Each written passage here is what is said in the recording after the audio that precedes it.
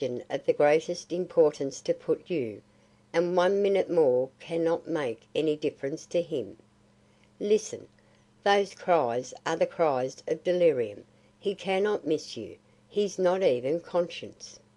He's calling out in his sleep. He's calling her, just as he has called for the last 2 weeks.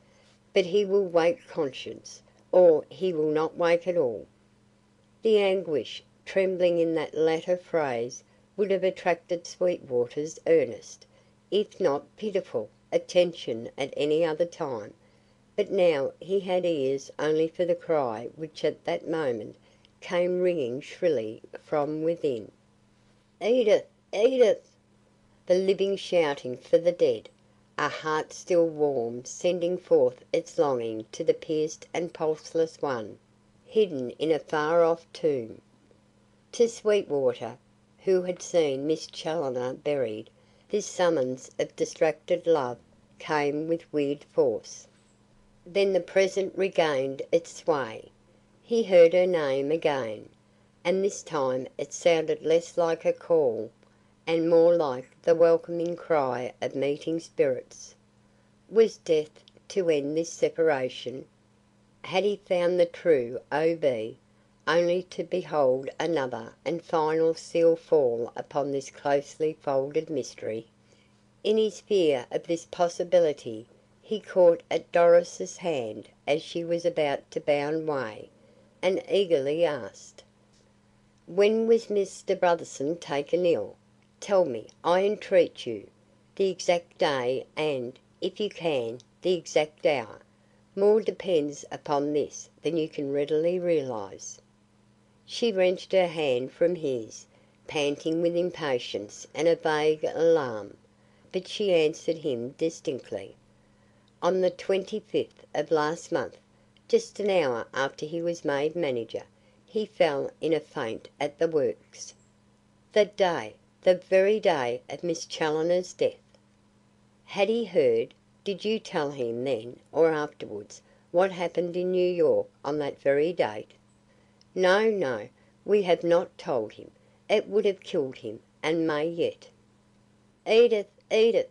came again through the hush, a hush so deep that Sweetwater received the impression that the house was empty save for the patient and nurse. This discovery had its effect upon him. Why should he subject this young and loving girl to further pain? He had already learned more than he had expected to. The rest would come with time. But at the first intimation he gave off leaving, she lost her abstracted air and turned with absolute eagerness towards him. "One moment," said she.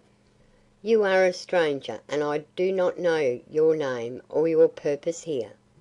But I cannot let you go without begging you not to mention to anyone in this town that Mr. Brotherson has any interest in the lady whose name we must not speak. Do not repeat that delirious cry you have heard or betray in any way our intense and fearful interest in this young lady's strange death. You have shown me a letter. Do not speak of that letter, I entreat you. Help us to retain our secret a little longer. Only the doctor and myself know what awaits Mr. Brotherson if he lives. I had to tell the doctor, but a doctor reveals nothing. Promise that you will not either, at least till this crisis is past. It will help my father and it will help me, and we need all the help we can get."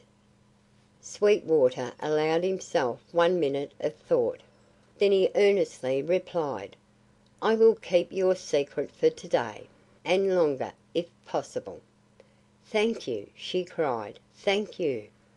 I thought I saw kindness in your face," and she again prepared to close the door. But Sweetwater had one more question to ask. "Pardon me," said he, as he stepped down on the walk. "You say that this is a critical day with your patient. Is that why everyone whom I have seen so far wears such a look of anxiety?" "Yes, yes," she cried, giving him one other glimpse of her lovely, agitated face. "There's but one feeling in town to day, but one hope, and, as I believe, but one prayer: that the man whom every one loves and every one trusts may live to run these works." "Edith! Edith!" rose in ceaseless reiteration from within. But it rang but faintly now in the ears of our detective. The door had fallen to, and Sweetwater's share in the anxieties of that household was over. Slowly he moved away. He was in a confused yet elated condition of mind. Here was food for 1,000 new thoughts and conjectures. An Orlando Brotherson and an Oswald Brotherson, relatives possibly, strangers possibly, but whether relatives or strangers, both given to signing their letters with their initials simply, and both the acknowledged admirers of the deceased Miss Challoner. But she had loved only one, and that one Oswald. It not difficult to recognise the object of this high-hearted woman's affections in this man whose struggle with the master destroyer had awakened the solicitude of a whole town. Chapter 23